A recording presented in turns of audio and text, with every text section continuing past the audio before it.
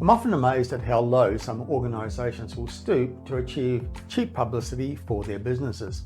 Even though it's become common for research firms and others to spit lists of locations out of their computers and send them off to lazy journalists to generate some media mileage with minimal effort, most of it's misinformation and pointless puffery.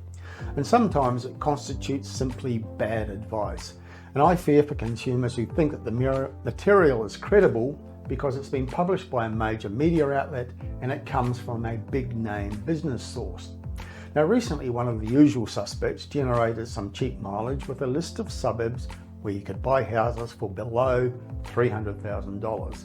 And of course, plenty of consumers would be tempted to take the bait and click on the headline because so many people are struggling with affordability issues. Now that article declared if you thought buying a house in Australia meant spending upwards of $1 million, think again. New data has revealed dozens of locations across the country where homes are still selling for under $300,000, including one location with a rock star connection. Wow, this must be the secret windfall places that no one knows about. But if this got anyone's hopes up, they were soon to be dashed. The places with these super cheap options aren't suburbs at all. They're remote country towns or mining areas. As I often say to people, these places are cheap for a reason. And the reason, usually, is that no one in their right mind would choose to live there and no investor with a brain would want to buy there.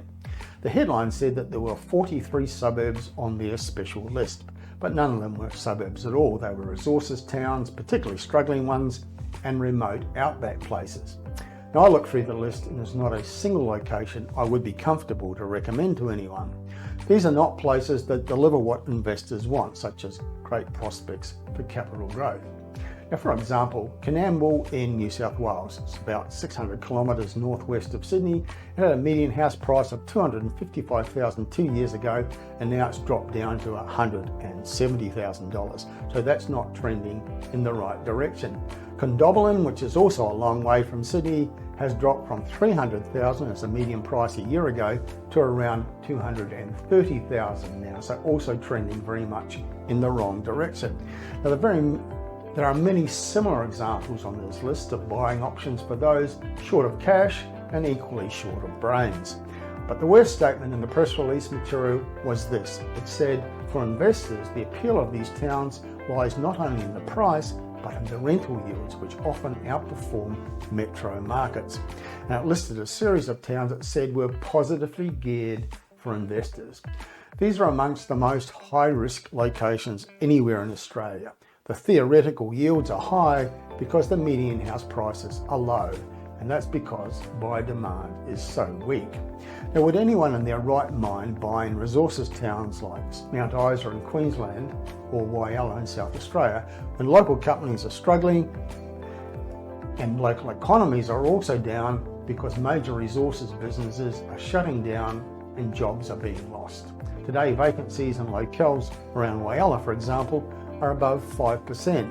The vacancy rate in Blackwater and Western Queensland is 4.3%, while it's 4.6% in the remote Tasmanian town of Queenstown, where the median house price 2 years ago was $230,000 and now it's $180,000.